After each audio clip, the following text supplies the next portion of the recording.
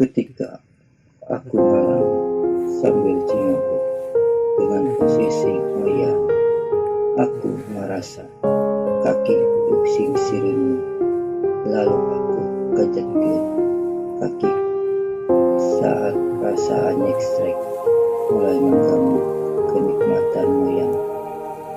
Sambil cingogo, perlahan aku pusikkan kaki sambil nanggung untuk menyudahi moyangku dan cingogo, karena perasaan panas mulai karasa ngaceletuk pada seluruh awak ini, dengan perasaan sing sirinu yang masih kini ada di kaki.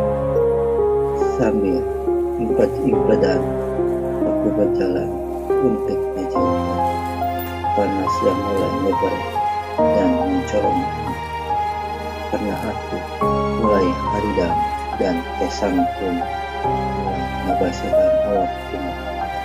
Aku yang tidak punya pegawaian di sana yang moyan yang hanya bisa masa depan sambil merosot dalam favorit yang kesana kembali, sedangkan aku masih ada dalam ukuran yang tiada kesudahan.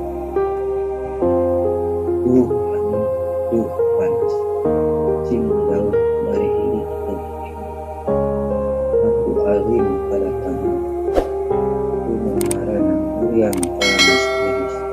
Tolong jangan pernah kalianan jangan bertamu pada awak ini, karena aku ingin selalu sehat, najan hidup teboga pegawaian jeung teboga duit.